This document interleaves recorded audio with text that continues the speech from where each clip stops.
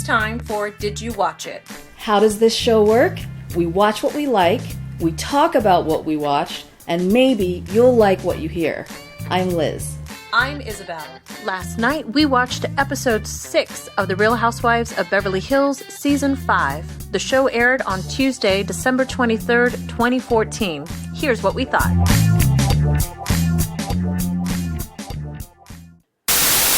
All right, so there were a few highlights from this episode. I know. I mean, the barbecue was the main thing, right? But there was so much leading up to that. I feel there like was. The barbecue overall was kind of Lisa's tour of awkwardness. It was always at the end of the episode, of course, right? This whole barbecue, but the whole build-up, everyone kept talking about it, and the barbecue, and the barbecue, and the barbecue. So when it actually happens, I'm expecting a fight or something to break out, like, immediately. Well, and all it was everybody being uncomfortable about all the ways that Lisa had kind of stabbed them in the back at some point, and then... Or perceived, I will say. Perceived, and then her trying to say she wanted to get back in their good graces, or the other people wanting to get back in her good graces. True. And her just kind of wanting to keep her distance. Well, she doesn't want to go down that same path. Right? So, yeah. But the whole thing was orchestrated like Lisa's the bad guy. It kind of was set up that way, and I'm thinking, oh my God, people, get over yourselves. Right? First, Yolanda with her, why didn't you invite me to Palm Springs? And I thought, she can invite whoever the hell she wants. But I get that Yolanda was hurt because everybody was at David's star on the Walk of Fame, right, in Hollywood. Well, so yeah, I think Yolanda you're right. kind of felt like, as a good friend, she wanted to be there. True. You know, maybe Lisa doesn't see her as a good friend or whatever, but it was just a wake-up call for everybody not being invited and not being a part of it. Yeah. Well, all I will say about Lisa not really inviting anyone for this Palm Springs thing, it's not as big a deal as, say, a star on the Hollywood Walk of Fame, Well, right? yeah. It's kind of Walk of Fame light.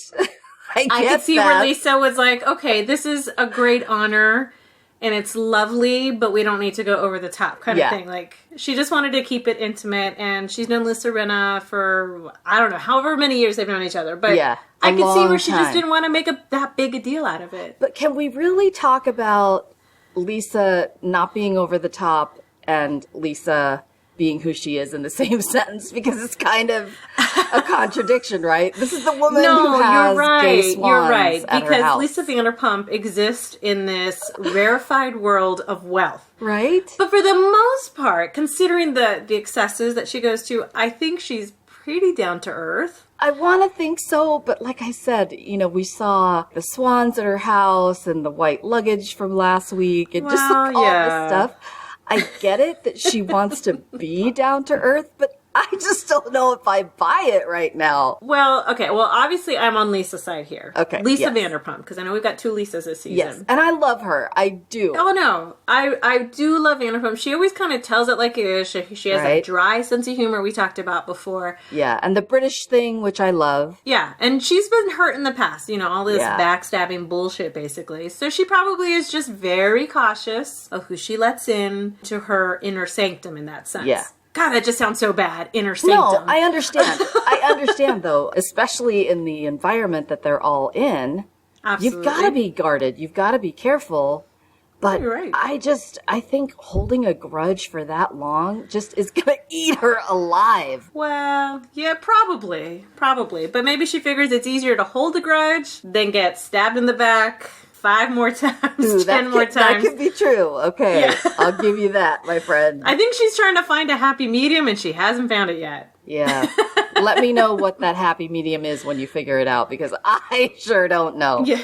I'm all in or I'm all out.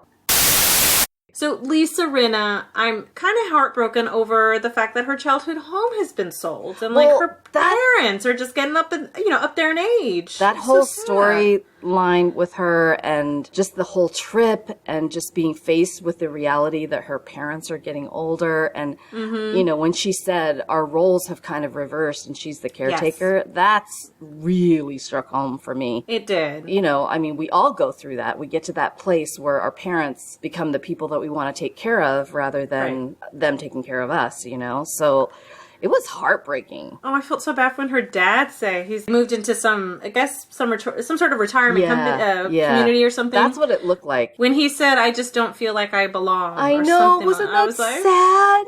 He's 92. He's had a long life. I know, but that was really sad to hear him say that. And then to see Lisa Rinna's daughter's reaction, and they were so sad just hearing him talk like that. It was gut-wrenching. Oh, goodness. But, I appreciate his honesty. Well, and when he said, they were saying, well, we hope you're around for 12 more years or something, and he said, I hope not. It's like, I know. I was like, oh. Don't say that to your daughter. But, I mean, I get it, but still. From his perspective. It was heartbreaking. I felt so bad. I was like, it was. These people. But when Lisa was going through all the memories in the house and looking at all her old stuff, her old modeling stuff, and those are crazy pictures, huh? I mean, it was like, it's still her, but it looks so different. Yes, thank you. I was like, you could tell that's her, but it's just like, wow, she's changed. Okay. Well, is it kind of the Renee Zellweger, I'm older and I'm happier now kind of quote unquote kind of thing? Yeah, she looked really different in those pictures than she does now, definitely. But she was gorgeous. I mean, she still looks great now. But I ain't mad at her. She looks great. She's secure, I hope, in herself after having all that stuff done. I think she is. She seems to be so. Or she's either that or she's putting on a good act. Well, she just needs to stop with the scan. I like that Eileen and Yolanda finally met, and it turns out they have a lot of things in common. I loved the lunch talk, and just seeing that they know their lives and their paths have crossed so many times because of their kids. With their kids and the stepkids and kids and all that stuff. You know what's crazy? It's always weird because whenever we get new cast members on the show, they don't always meet up immediately. So we're 6 episodes in now thinking, I know, what is that? Are they dangling the carrot like they want to have something, to lead up to? Well, obviously. Maybe. Do you think there's anything is going to happen between Yolanda and Eileen, that they're going to butt heads? Or more? I hope not. I like them together. I like them as friends. And, we saw them kind of being kind to each other. And true. I'm kind of digging it. I'm hoping nothing goes down. Why? Do you have some insight? No, I don't. But, you always, all things start off lovely and then something turns at the end. So you just never know with these ladies. I know. You were looking at my husband.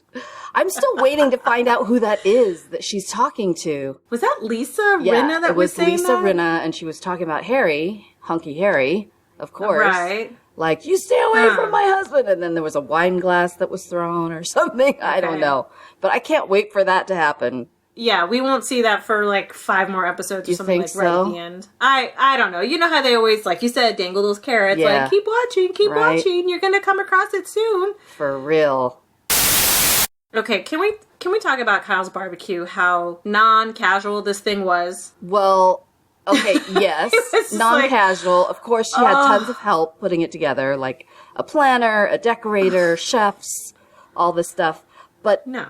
Okay, what did you think about Lisa's shoes? Oh, Lisa Vanderpump's. Yeah, they were awesome. Wait, were those the gold trimmed ones? No, but she didn't wear those. She ended up wearing some white ones instead. I know, but she was looking at them like she was getting ready for the barbecue. When she was getting ready for that, yeah. I was thinking, okay, this is a barbecue. A, those shoes are huge. But B, they're not really barbecue attire. But then once we saw the barbecue, I get it. Right? I've been wearing those too. Listen, when have we ever seen Lisa Vanderpump in anything other than pumps? That's true. I mean, except when she's gardening. Do you think she owns any flats? I think she might when she goes to garden or get her roses from her backyard. But that happens. Well, it's never really captured on camera a whole lot. Yeah. So she might even she's be always barefoot. in her heels, like teetering away. Yeah. So she's working it all the time. True. All I can think of when they were doing the whole casual barbecue, I'm like, yeah, right. Casual barbecue my ass. Everyone's dressed in maxi dresses and like all the jewels and the hair's done and the makeup. They look great. Brandi's a little delusional in my mind. Okay, she's talking about her rejuvenation to Eileen and her husband who she's just met. Yes. Well, see, we always knew Brandi was unfiltered like that. I get that, but come on. Well, this isn't the first season that she's done shit like this. But this is vaginal rejuvenation. She will tell anyone and everyone about that. No, seriously. It's like, Brandi always... And here, I mean, at first I found her refreshing to some extent, but she's kind of getting tired now, to me at least. Yeah. With her, well, I just tell it like it is, and I'm unfiltered. But she just, in my opinion, I think she does it for the attention. The reaction. Yeah. The reaction. I'm sure there's a little bit of that, for sure. Yeah. Am I not scandalous? I'm such a crazy girl. Oh my God. And it's just... She's trying to do this, and we're like, honey, we're not in high school anymore. I know. It was just a little bit over the top for me. Even for Brandi, I thought, oh my God, let's not talk about your surgery when you've just met this woman. And her husband. Her husband was standing there, too. That's true. I'm sure they were both looking at each other with a WTF. Yeah, and I'm sure there was going to be a conversation on the ride home. Right? If not in the bathroom or yeah, in and the Brandi kitchen. was such a fangirl of Eileen, talking about Days of Our Lives and how she used to watch it and almost like quizzing her. I know. About... It was kind of embarrassing at that one point when Eileen was saying, I've seen this before, this kind of rabid fan syndrome. But when she's, arguing with somebody who's actually on the show as to who came first, it's like... Or who played what character. I think Eileen would know because she was there and working with her.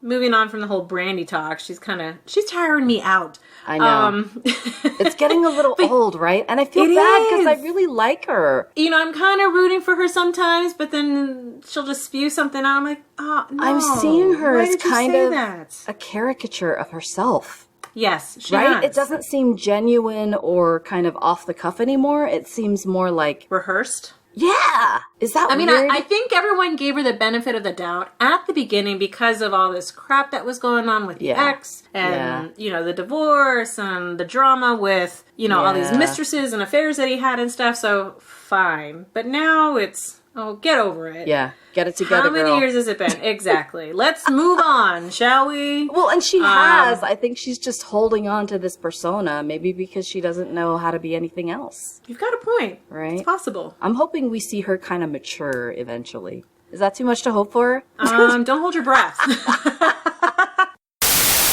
I was laughing. At some point, they were talking about vacations or something, where they've been that summer, blah, blah, blah. Yolanda said something about how every summer that she would go to the Amalfi Coast, and it became a job. And then Eileen was, I'll take the job. Right? I know. When Eileen said, I'll take that job, I said, can I go with you? Exactly. Take me as your sidekick. Absolutely. Hey, we can get like a whole crew of people to go now. Totally. Yeah, that was a little much. But remember that first season or second season when she was with the horses in the stables?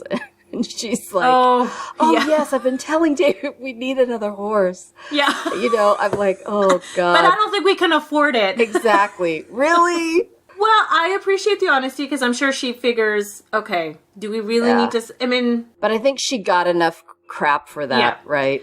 She probably didn't need to say we can't afford it, but it's more so along the lines like, well, do we have time to take care of another horse? Will we be able to Is that really ride? our priority right now? Exactly. That's not the priority. Maybe if she just kind of phrased it a little differently. Yeah. All I can say is thank God a camera is not on me at all times. With a giant microphone. You and me both, girl. I would say some stuff like that and be like, not about, how much money I have, but just stuff that I would look back on and say, oh gosh, I should not have said that.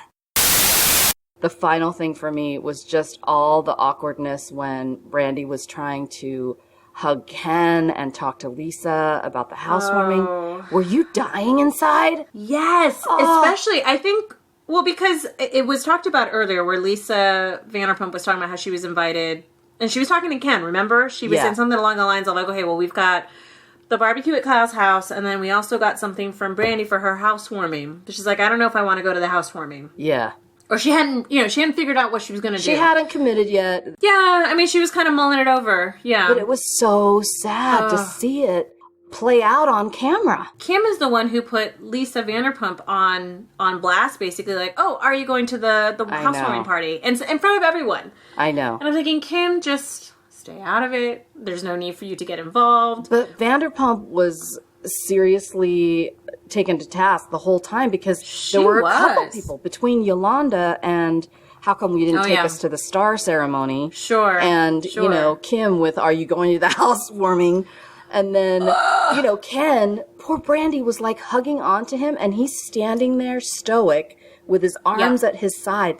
That was awful. I know. It's like all of a sudden Brandi thinks that because she said she's sorry to Lisa that, it's all done. Yeah. She can hug them and act like she did before. I mean, no. It was terrible to watch that. And she was basically falling off of her chair because he was trying to get away. Didn't she run after them as they were leaving? I was like, oh, girl, no, just sit down in your chair. Do not go anywhere. Wow, that was bad. I was like, not a good look, Brandi. I'm sorry. She was kind of the poster child for needy this episode. You think? Right? You think?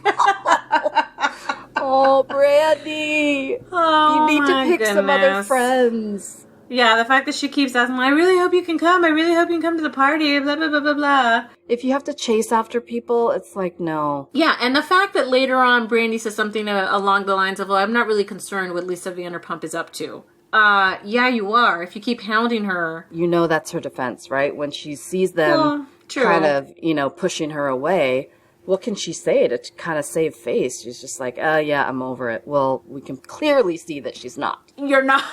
She's not. Well, maybe we can come up with a list of people that are more open to friendship with Brandi on this show. Besides Ken and Lisa. You know, well, Kim is her friend now. And so is Yolanda. And Yolanda's a great influence. True. We'll see if Yolanda can, like, kind of be the friendship whisperer, whatever you want to call her. The voice of reason. The voice of reason. I know. I love it when she says, Brandi, you can't say that. Yes. And she calls her out on her shit. Yeah. Stop saying the F word. Like, just don't say it. It's not okay. Yeah, no, just stop. No one wants to hear it. I loved the story of how Kim apparently worked with Vince's brother or has met Vince because, you know, with Hollywood and all. And especially at the time of the time that they came up. They were in a couple different shows, or they had all worked together at some point. Yeah, on Magnum P.I. Yes, it was neat to see this little mini reunion. Yeah. Oh, wow, I haven't seen you in 30 years. Right. I worked with you on something when I was 13. Your brother whatever they coached me on tennis so that I could play this scene. That was all good. So, but yes, it was a funny story with Kim. Her interaction with Tom Selleck, and then Eileen saying how she knew how to ride a motorcycle, but she didn't. Well, and what she said is true. All actors probably lie about their skills or what they've done. Well, because they want to get the job and the part, right? Build up their resume, get more jobs from it. So, gotta pay the rent, baby. Yeah, of those high class digs, right? Yeah, well, we'll see what happens next week when they've got that housewarming party, because it looks like the teasers for next week look really good. Vanderpump actually shows up. Yeah, good/crazy. That's our time for today. You can follow us on Twitter at didthelletteru watch it. You can also find us at iTunes. Let us know what you think. Thank you for listening.